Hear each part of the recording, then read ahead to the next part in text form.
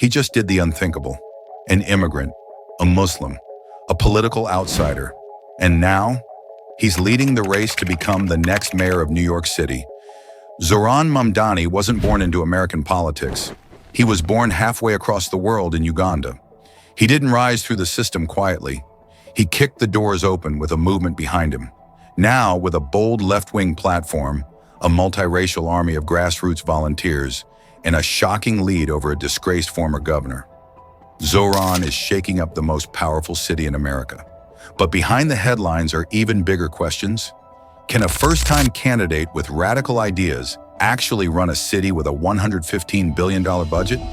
Is his plan to make New York affordable a visionary blueprint or a political fantasy? And why is he at the center of one of the most explosive debates in American politics, Israel and Palestine? This isn't just the story of a mayoral race. This is about power, identity, controversy, and whether New York is ready to be led by someone who doesn't play by the old rules. And what you're about to hear might change the way you see American politics entirely. Zohran Mamdani's story doesn't begin in a New York borough. It starts in Kampala, Uganda, where he was born in 1991.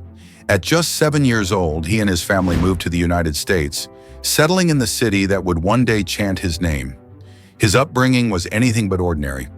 His mother, Mira Nair, is an award-winning filmmaker behind the namesake.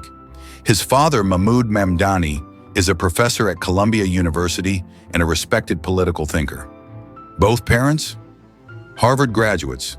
He grew up in Queens and attended the Bronx High School of Science, one of the city's top public schools. Later, he studied Africana Studies at Bowdoin College, where he co-founded the campus chapter of Students for Justice in Palestine. Even with elite roots, Zohran chose activism over comfort, organizing over career climbing, and that choice would change everything. Before Zohran became a rising political force, he was helping families in Queens avoid losing their homes. As a housing counselor, he witnessed firsthand how poverty traps people and how little the system cares. In 2020, he ran for New York State Assembly and won. He didn't just join politics, he crashed through the front door. His campaign wasn't polished, it was real.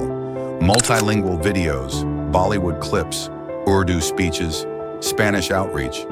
It was unlike anything New York had seen before. And his message was clear: I'm not a politician, I'm an organizer. And that identity would soon put him on a collision course with one of the most powerful names in New York politics. Andrew Cuomo was once untouchable. A former governor with big-name endorsements, including Bill Clinton, and a reputation for political dominance.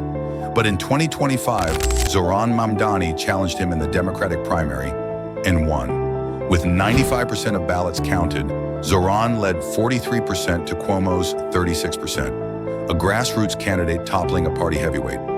Cuomo, who had stepped down in 2021 amid misconduct allegations, tried to frame Mamdani as too radical, too untested, and not ready for a city this big.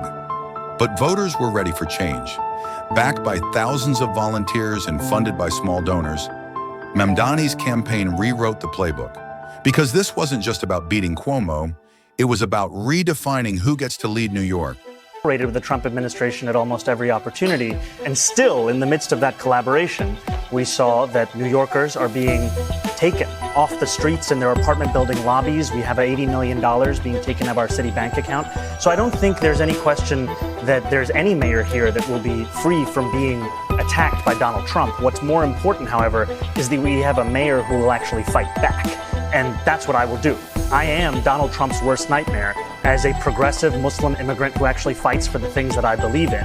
And the difference between myself and Andrew Cuomo is that my campaign is not funded by the very billionaires who put Donald Trump in D.C.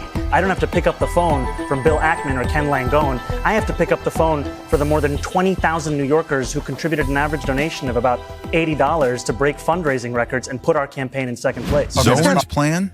It's big, it's bold, and it's not what you'd expect from a first-time mayoral candidate.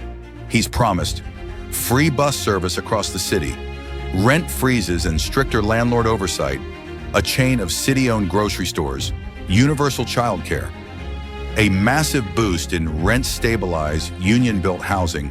But he didn't just talk the talk. He dove into the freezing Atlantic to dramatize the rent crisis.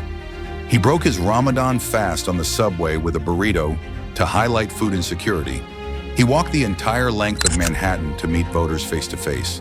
Supporters called it commitment. Critics called it theater. The New York Times said his platform was uniquely unsuited to NYC's complex challenges and warned his rent policies could backfire by reducing housing supply. But Zohran's message stayed firm.